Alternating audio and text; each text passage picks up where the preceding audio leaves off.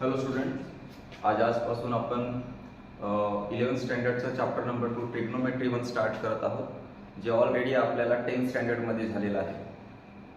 आपल्याकडे 10th स्टँडर्डमध्ये काही basic properties दिल्या होत्या. तुम्हाला या साईडला हे सर्व प्रॉपर्टीज लिहून दाखवलेल्या आहेत आणि काही क्वेश्चन्समध्ये जे काही मेन फॉर्म्युलाज म्हणजे रूल्स जे होते ते सुद्धा याच्यामध्ये लिहून दाखवलेलं आहे. हे सर्व तुम्हाला नोट करून ठेवायचं आहे. या आयडेंटिटीज वरती आणि या रूल्स वरती जितके काही क्वेश्चन्स असतील आज प्रूफ दॅटचे आज आपण ते करणार आहोत. फेसबुक मधलं जे आहे एक्सरसाइज ते आपल्याला करणे आहे, ज्याच्यापैकी प्रूफ दॅट द फॉलोइंग मधला फर्स्ट क्वेश्चन जो आहे हे आज आपल्याला सॉल्व्ह करायचं. म्हणजे फर्स्ट टू फिफ्थ पर्यंत सर्व काही या आयडेंटिटीजवर डिपेंड करते. तर जितकं शक्य आहे आपण तितकं आज प्रूफ करण्याचा प्रयत्न करूया आणि आय होप तुम्हाला ते लगेच क्लिक होईल, लगेच समजून येईल.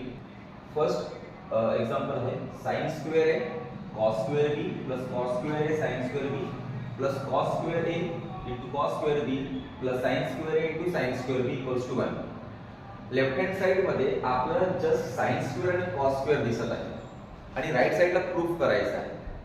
आपल्याला हे सुद्धा माहिती आहे की आपल्याकडे जी आयडेंटिटी आहे sin square theta plus cos square theta equals to 1. तर आपल्याला या एक्झाम्पलला त्या आयडेंटिटी प्रमाणे अरेंज करायचं आहे. तर याच्यामध्ये जेवढे पण sin स्क्वेअर a आणि cos स्क्वेअर b असतील, कारण की sin स्क्वेअर थीटा आणि cos स्क्वेअर थीटा यांची व्हॅल्यू 1 असते, म्हणून sin चा थीटा आणि cos चा थीटा डिफरंट आहे. तर sin स्क्वेअर a आणि cos स्क्वेअर b यांचे जेवढे पण पेअर्स असतील ते आपल्याला पहिल्यांदा सिक्वेन्स नुसार लावायचं आहे. तर लेफ्ट हँड साइड आपण लिहून घेऊया पहिल्यांदा sin square a cos square b cos square a sin square b plus cos square a cos square b sin square a sin square b. तर याच्यामध्ये आपल्याला sin स्क्वायर सोबत cos स्क्वायर b आपल्याला पाहिजे. तर याच्यामध्ये जसं sin square a cos square b sin square a cos square b same असंच याच्यामध्ये आपल्याला परत sin square into cos square b. तर याच्यामध्ये सुद्धा sin square into sin square b आहे. sin स्क्वेअर आहे sin स्क्वेअर b. तर आपण ते सुद्धा याच्यामध्ये अरेंज करू शकतो sin square into sin square b. बघा याच्यामध्ये आता तुम्हाला sin स्क्वेअर सेम दिसत आहे. sin स्क्वेअर आणि sin स्क्वेअर जर आपण कॉमन काढलं तर आपल्याला ब्रॅकेट मध्ये cos स्क्वेअर b आणि sin स्क्वेअर b मिळून जाईल. cos square b sin square b sin square a sin square a. त्याच्यानंतर जे उरलेलं पोर्शन आहे आता cos square a sin square b plus cos square a cos square b. आपल्याला एक्झाम्पलला अशा पद्धतीने अरेंज करायचे आहे की आपला आन्सर 1 प्रूफ होऊन जाईल. तर त्या आयडेंटिटी मध्ये sin square theta plus cos square theta ही महत्त्वाची आयडेंटिटी आहे. आता जसं सांगितल्याप्रमाणे मी तुम्हाला इथं अरेंज करून दिलं आहे. sin सोबत cos घेतलेला आहे, sin square a cos square b sin square a sin square b cos square a sin square b cos square a cos square b. Arrange केल्यानंतर आता आपल्याला जे कॉमन आहे ते ब्रॅकेटच्या बाहेर घ्यायचे, जसं sin square a sin square a.